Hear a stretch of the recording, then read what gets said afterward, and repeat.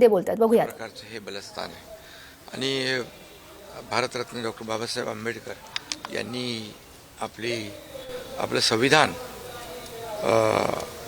भारताचं संविधान जे जगातलं सर्वोत्कृष्ट असं संविधान तयार केले आणि त्या घटनेच्या आधारावर आपल्या देशाचा कारभार चालतो, राज्याचा कारभार चालतो आणि एक सर्वसामान्य माणूस मुख्य प्रवाहात आला पाहिजे, न्याय शेवटच्या घटकापर्यंत पोहोचला पाहिजे आणि समता आणि बंधुता याची शिकवण बाबासाहेबांनी दिली आणि शिका, संघटित व्हा, संघर्ष करा, अशा प्रकारचा जो काही गुरुमंत्र आहे. त्यामुळे अनेक जे अगदी शेवटच्या घटकाला देखील मुख्य प्रवाहामध्ये आणण्याचं काम बाबासाहेबांच्या मूलमंत्रामुळे मिळालं.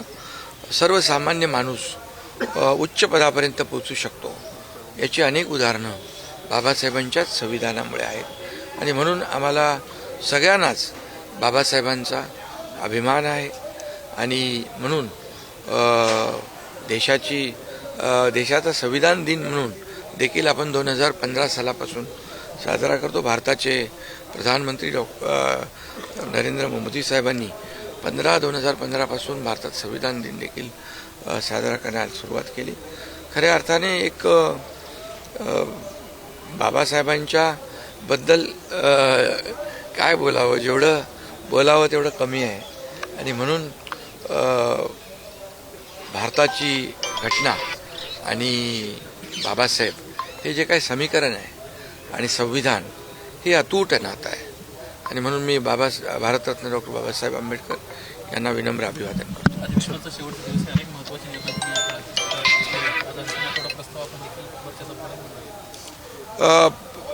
हे अधिवेशन विदर्भात नागपूरमध्ये होतं आहे. विदर्भासाठी देखील आमच्या महायुती सरकारने गेल्या 3.5 वर्षामध्ये जे काही विकासाचे प्रकल्प केले, ज्या काही योजना केल्या, या तर सर्वश्रुत आहेत आणि संपूर्ण राज्यभरासाठी देखील मुंबई आपली महाराष्ट्राची एक राजधानी, देशाची आर्थिक राजधानी आहे आणि मुंबईसाठी देखील अनेक निर्णय आम्ही काल परवा घेतले.